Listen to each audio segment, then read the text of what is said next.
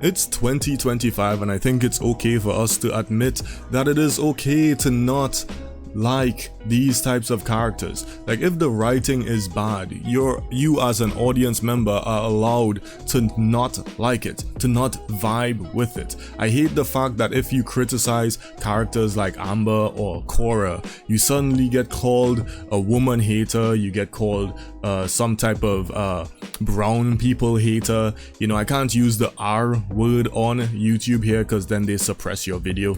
You know, it's all so stupid. The point is that I'm making is that if you're watching a show and you see terrible writing and you just decide not to follow it, or you decide that you don't like it, I think that's fine. Who cares? It literally doesn't matter.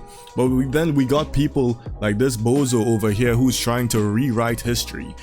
He's trying to gaslight everyone into thinking one of the worst Legend of Korra seasons was actually good. So he says, how can you look at this and say, yeah, it's Korra's fault? So here, if you never watched the show, this is the scene where Unalaq basically rips the avatar spirit out of Korra. You know, this long tapeworm looking thing.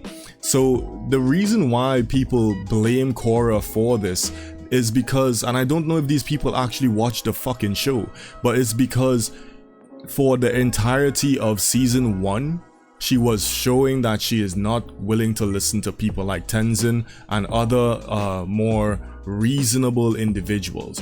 Her arrogance is what always got her in trouble. By the end of season 1, we kind of see that maybe she's learned a thing or two, maybe she's learned from her mistakes, but then at the very beginning of season 2, she does the exact opposite. She ignores Tenzin, she ignores her father, she ignores her friends when they're telling her to obviously stay away from this shady ass dude, and she just didn't listen. She went ahead, she ignored the first avatar's warning to keep the spirit portals closed. She just kept ignoring everyone, and that's how it resulted in this happening, right? All of the past lives being destroyed. Look at what they did to my boy Aang, bro. Right? This literally is her fault. But then you got these Korra meat riding glazers doing tricks on her schmeat. It's insane. I literally had to say, you gotta be fruity and stupid to be meat riding Korra this hard. These clowns don't realize the more they defend terrible writing like this, the less good shows they're going to get in the future. It's one of the reasons why, with the leaks that came out for the new Avatar series, people are just already skeptical. Because you look at what they've done in the past and it's like, bro, are you guys sure you know what you're doing?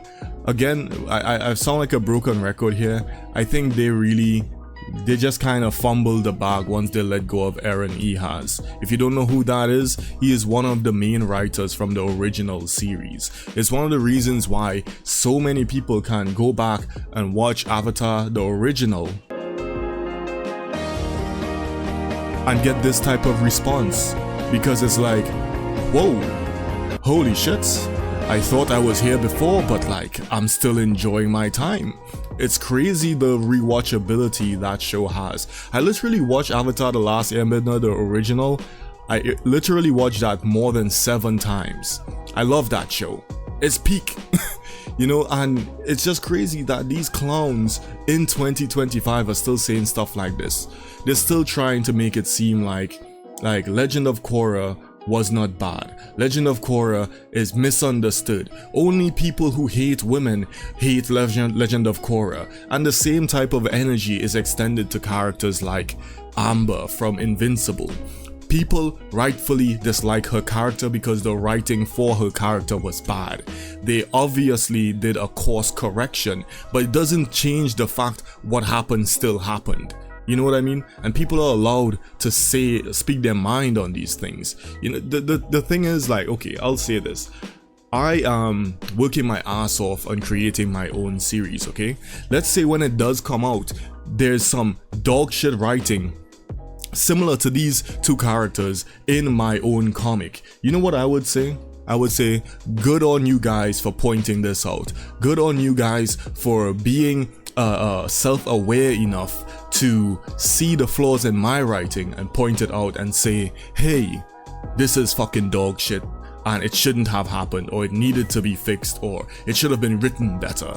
You know, if I have my main character suddenly do a fucking 180 out of nowhere and then blames everyone else for it, that character deserves, and myself deserve, to be criticized for the flawed writing in those scenes. It's just fucking common sense. But these people like to act like they're the ultimate victims, you know, and then if enough time passes, they switch up the story. They just suddenly do stuff like this. They suddenly start trying to pretend like, oh no, everyone else is just watching the show with their eyes closed. You don't have the brain capacity to understand how nuanced the legend of Korra actually is, right? You just hate women. It's so fucking stupid, man. Anyway, that's pretty much the end of my rant, man. Like, if y'all agree with what I had to say, subscribe. We are getting close to 2,000 subs for the very first time. If you want to support a channel like my own, I do normally commentary talking shit about a bunch of the nuisance streamers and annoying influencers that exist in our world to make things more difficult for everybody else. Sometimes here or there I decide to talk about shows and stuff like that.